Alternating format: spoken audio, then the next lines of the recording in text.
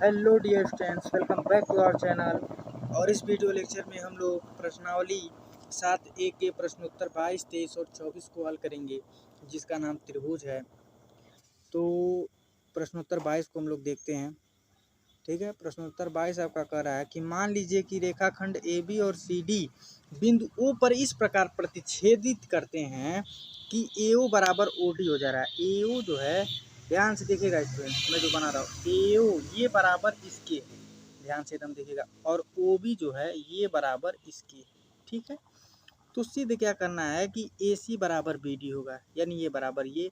और ये आवश्यक नहीं है कि ए बी और ए सी और बी डी समांतर ही हो, ए सी और बी डी समांतर ही हो, ये जरूरी नहीं। तो त्रिभुज डी ओ बी और ए ओ सी से चलिए दो चीज़ आपको खट्टा दे मिल जाएगा। कोण डी ओ बी बराबर हो जाएगा कोण ए ओ सी के शीर्षाभिमुख कोण से बराबर हो जाएगा। ये तो प्रश्नावली 6 से ही चलता आ रहा है स्टूडेंट्स। अगर आप मेरे वीडियो लेक्चर को शुरू से देखते आ रहे हैं तो आपको कोई भी दिक्कत नहीं होगा इस क्वेश्चन में। ठीक है स्टूडेंट्स, मैं बार बार आपसे ये बात कहता हूँ कि किसी एक टीचर को फॉलो कीजिए और अपना पूरा सिलेबस उसी से ख़त्म करिए, ताकि आपका एक कॉन्सेप्ट बनता रहे। जब 10 जगह पढ़ेंगे तो कहीं भी सफल नहीं होगा स्टूडेंट्स, चाहे आप मेरे से पढ़ें चाहे किसी और से पढ़ें। 10 जगह भागने का कोई मतलब नहीं होता है। ठीक है, और बी ओ बराबर ओ सी ये दिया ही है, ओ डी बराबर ओ ए दिया ही है। तो त्रिभुज ए डी ओ बी सर्वांगसम त्रिभुज ए ओ सी। तो यहाँ से क्या होगा, अगर त्रिभुज दोनों सर्वांगसम हो गए, ये त्रिभुज इसके सर्वांगसम हो गया, तो उसके संगत भाग आपस में बराबर होंगे, तो डी बी बराबर ए सी हो जाएगा। तो इति सिद्धम। अब हम लोग क्वेश्चन नंबर नेक्स्ट पे चलते हैं। Question number next is the very मज़ेदार क्वेश्चन। ठीक है स्टूडेंट्स, तो त्रिभुज ए बी सी और त्रिभुज डी बी सी एक ही आधार पर बना बी सी पर बने हुए हैं। अच्छा जी, जो ये बना है और ये बना है, एक ही आधार पे बना है। दो समद्विबाहु त्रिभुज हैं। ठीक है, ये दोनों कैसे समद्विबाहु त्रिभुज, यानी दो भुजाएं आपस में बराबर, तो दो कोण भी आपस में बराबर होंगे। ठीक है, ए और डी भुजा बी सी की ओर स्थित हैं, ए और डी भुजा बी सी की ओर स्थित हैं। ठीक है, दर्शाइए कि ए डी को बढ़ाने पर बी सी को पी पर प्रतिच्छेद करे, तो दर्शाइए कि त्रिभुज ए बी डी, यानी ये छोटका, नहीं, ये सर्वांगसम होगा इसके।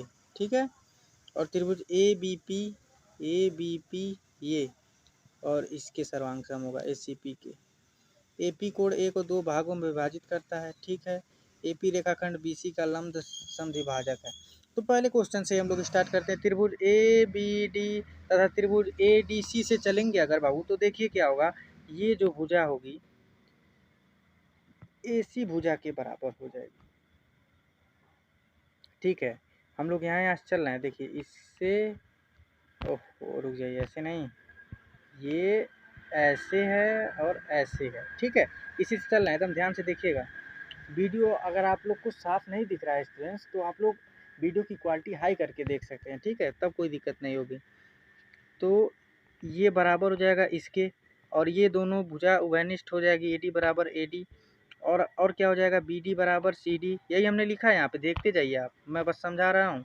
तो त्रिभुज ए बी डी सर्वांगसम त्रिभुज ए डी सी, ये पहला वाला सिद्ध हो गया। नेक्स्ट क्वेश्चन पे हम लोग चलते हैं। अतः कोण क्या हो जाएगा, ये जो कोण होगा इस कोण के बराबर हो जाएगा, क्योंकि त्रिभुज सर्वांगसम है। जब दो त्रिभुज सर्वांगसम होते हैं तो उनके संगत भाग जो है आपस में बराबर हो जाते हैं। पुनः त्रिभुज ए बी पी से चलिए और ए पी सी से देखिएगा स्टूडेंट्स, यहाँ से चलना है। अब ये वाले से चलना है। देखिए कोण ए, ये वाला कोण इसके बराबर हो जाएगा, और ए बी बराबर ए सी ये दिया ही है, समद्विबाहु त्रिभुज है, तो समीकरण 1 से आप देख ही सकते हैं। ठीक है, ए बी बराबर ए सी ये दिया हुआ है, अब कोण बी ए पी बराबर कोण पी ए सी यहाँ से आ गया। ठीक है, समीकरण 1 से, और ए पी बराबर ए पी उभयनिष्ठ हो जाएगा, तो त्रिभुज ए बी क्या हो जाएगा, त्रिभुज ए बी पी सर्वांगसम त्रिभुज ए सी पी, ये भी सिद्ध हो गया आपका स्टूडेंट्स। अब चलिए, अतः बी पी बराबर पी सी हो जाएगा, ये जो भुजा होगी इसके बराबर हो जाएगी। अब देखिए, तो अगर ए पी भुजा जो है बीपी जो बराबर हो गया पीसी के, अतः जो एपी आया है, एपी इसको क्या कर रहा है, समद्विभाजित कर रहा है। एपी कोण ए को दो भागों में समद्विभाजित कर रहा है। एपी रेखाखंड बीसी का लंब समद्विभाजक है। तो ये देखिए चौथा क्वेश्चन आपका यहाँ से प्रूफ हो गया कि एपी जो भुजा है, एपी AP जो भुजा है BC का लंब समद्विभाजक है। ठीक है, यहाँ से आपका चौथा प्रूफ हो गया। फिर देखिए कोण APB, ये जो कोण होगा इस कोण के बराबर होगा। क्यों होगा? क्योंकि त्रिभुज ABP सर्वांगसम है त्रिभुज APC के, और जिसके वजह से उसके संगत भाग बराबर होंगे। और आप देख सकते हैं कि ये एक सरल रेखा पर बना है, तो दोनों कोणों को जोड़ने पर 180 अंश होगा। ठीक है, तो यहाँ से देखिए 2 कोण APB बराबर 180 अंश होगा, क्योंकि बराबर है दोनों, तो APB बराबर 90 अंश। तो यहाँ से क्या हो गया, AP रेखाखंड BC का क्या है, लंब समद्विभाजक है। तो प्रूफ हो गया कि लंब समद्विभाजक है कि नहीं। और हमको तीसरे में क्या प्रूफ करना था, AP कोण A और D दोनों का समद्विभाजक है। अच्छा ये बताइए बाबू, ये जो है ना AP जो है रेखा कोण A और D दोनों का समद्विभाजक है। देखिए कोण A को हमने बराबर भागों में बांट दिया, और कोण P को भी हमने कितने भागों, बराबर भागों में बांटा है ना। तो यहाँ से तीसरा क्वेश्चन अपने आप प्रूफ हो गया। ठीक है स्टूडेंट्स, अब हम लोग नेक्स्ट क्वेश्चन पे चलते हैं। यहाँ तक मैं आशा करता हूँ आप लोग को अच्छी तरीके से समझ में आ गया। एक एक लाइन मेरा जब ध्यान से समझेंगे तो सभी क्वेश्चन समझ में आ जाएगा स्टूडेंट्स। ठीक है, नेक्स्ट क्वेश्चन देखिए, बहुत ही आसान क्वेश्चन है, बस एक बार कॉन्सेप्ट पकड़ के चलते जाना है स्टूडेंट्स। ठीक है, तो दिया गया है AD एक समद्विबाहु त्रिभुज ABC का शीर्षलंब है। अच्छा शीर्षलंब है, तो देखिए 90 अंश होगा शीर्षलंब होने का मतलब सीधे लंब, जिसमें भी बराबर AC है। तो ये दोनों कोण भी आपस में बराबर होंगे। कैसे होंगे, बराबर भुजाओं के सम्मुख कोण आपस में बराबर होते हैं। यहाँ तक हम लोग समझ चुके हैं।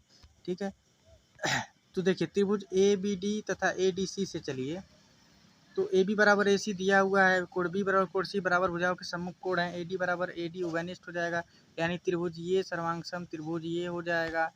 तो आप क्या, भुजा कोण भुजा सर्वांगसमता प्रमेय से त्रिभुज ABD सर्वांगसम त्रिभुज ADC, अतः BD बराबर DC, ये बराबर DC। तो क्या प्रूफ करना था, AD रेखाखंड BC को समद्विभाजित करता है। तो हाँ भाई, यहाँ से हम तुरंत लिख देंगे AD रेखाखंड BC को क्या कर रहा है, समद्विभाजित कर रहा है। ठीक है, देखिए AD कोण A को समद्विभाजित करता है, तो जब ये दोनों त्रिभुज सर्वांगसम हो गए तो ये कोण बराबर ये कोण। ठीक है, अतः आप यहाँ से क्या कह सकते हैं कि जो AD है कोण A को क्या कर रहा है, समद्विभाजित कर रहा है। वही पे मैंने यहाँ पे लिखा है। ठीक है, okay dear students, thanks for watching. इस वीडियो लेक्चर में बस इतना ही। Like share and subscribe to our channel. Thank you so much for watching student.